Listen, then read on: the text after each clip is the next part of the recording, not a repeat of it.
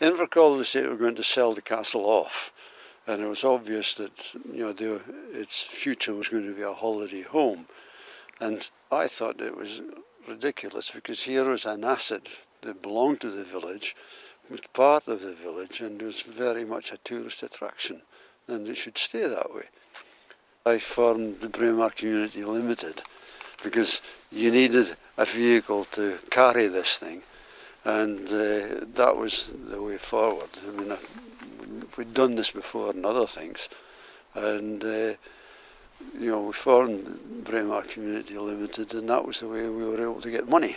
I was running the estate as the estate factor, and we were running the castle as a visitor attraction, but it was in serious need of repairs. The roof was leaking, and then the curator was unwell and he retired early, and so we really had a crossroads, and we decided that the best thing to do was to give the community an opportunity to lease it and see, and they said they wanted to have a go at it. So I then reinvented myself as part of Braemar Community Limited, who then became the lessees of the castle. So we took a long lease on the castle, and then we undertook the long process of rebuilding a failed visitor attraction, getting the numbers up, getting it open, and then getting it repaired. It's been a very, very long journey, very, very worthwhile. We've learned a huge amount, had a lot of fun on the way, but my goodness, the challenges. I think if we'd thought about the challenges when we started, we may have thought, but I'm sure we did the right thing by doing this. The first thing we did was we removed all the Victorian section round the back.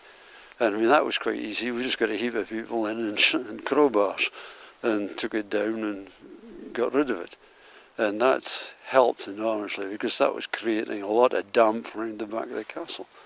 And that went, and there's nothing left. People enjoyed themselves. And I mean, we took off 2 tons of lead off the roof, and I sold it to the scrap man, along with some copper pipes and things like this. We made about a couple of £1,000 off that. I mean, this sort of thing was there to be done. The main challenges initially was actually just learning what a visitor attraction is all about, because none of us had really run a visitor attraction before hands-on.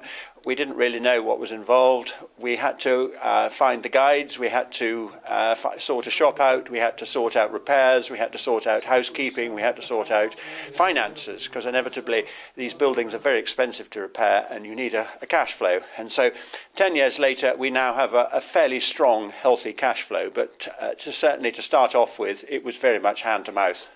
It was in desperate need of renovation. The roof was in need of attention, and the turrets were in need of attention and things like this. And I mean, I couldn't do it on my own, but we've got there.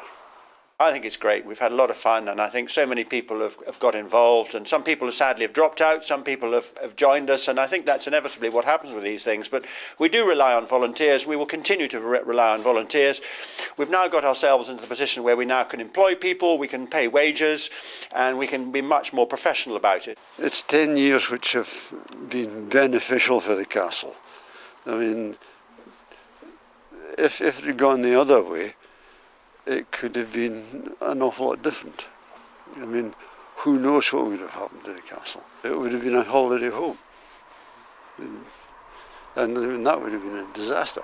The future is great. It relies on people to keep it going, the village to want us to do this, and the next challenge really is to complete the repairs. We've done the roof. We now need to do the harling. We need to do the flat round the back. We need to redesign the car park. We're looking at the possibility of a visitor centre. There's just so many projects up our sleeve. We thought it was a 5-year project. It's now more than a 10-year project, and it's probably a 20-year project. In 20 years' time, we'll probably be saying, well, there's something else to do shortly.